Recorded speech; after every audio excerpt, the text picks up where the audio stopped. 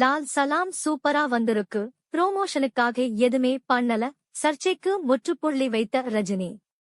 ரஜினிகாந்த் பல வருடங்கள் கழித்து ஒரு படத்தில் சிறப்பு தோற்றத்தில் நடித்துள்ளார். கடைசியாக பி.யு. வாசி இயக்கத்தில் வெளியான குசேலன் படத்தில் சிறப்பு தோற்றத்தில் நடித்தார் ரஜினி. அதன் பிறகு தற்போது லால் சலாம் என்ற திரைப்படத்தில் மொய்தீன் பாய் என்ற ரோலில் சிறப்பு தோற்றத்தில் தலைவர் நடித்துள்ளார். தனது மகள் ஐஸ்வர்யாவின் இயக்கத்தில் ரஜினி முதல் முறையாக நடித்துள்ளார். கிரிக்கெட் விளையாட்டையும் மத அரசியலையும் பற்றி பேசும் படமாக உருவாகியுள்ள லால் சலாம் திரைப்படத்தில் விஷ்ணு விஷால் மற்றும் விக்ராந்த் நாயகர்களாக நடித்துள்ளனர். ஏ.ஆர். ரஹ்மான் இப்படத்திற்கு இசையமைத்து இருக்கின்றார். ஏற்கனவே இப்படத்திலிருந்து வெளியான பாடல்கள் ரசிகர்கள் மத்தியில் வரவேற்பை பெற்றுள்ளது.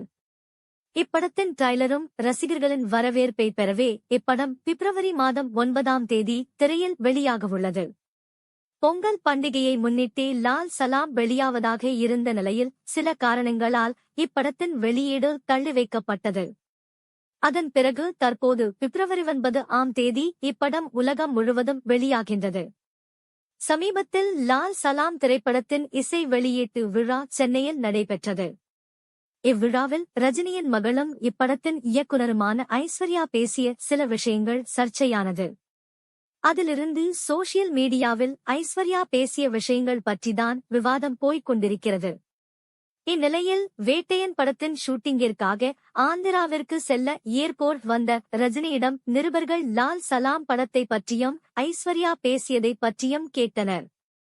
மேலும் லால் சலாம் படத்தின் புரோமோஷனுக்காகத்தான் ஐஸ்வர்யா இவ்வாறு பேசினாரா என்றும் ரஜினியிடம் கேள்வி எழுப்பினர். இதற்கு பதிலளித்த ரஜினி, புரோமோஷனுக்காக நாங்கள் எதுவும் பேசவில்லை. லால் சலாம் திரைப்படம் சூப்பரா வந்திருக்கு என கூறிவிட்டு சென்றுவிட்டார். இதையடுத்து கடந்த சில நாட்களாக இது சர்ச்சையாக பேசப்பட்டு வந்த நிலையில் இந்த சர்ச்சைக்கு ரஜினி முற்றுப்புள்ளி வைத்துள்ளார். இருந்தாலும் ரஜினி பேசியதை சிலர் சமூக தளங்களில் ட்விஸ்ட் செய்து அவரை மேலும் விமர்சித்துதான் வருகின்றனர்.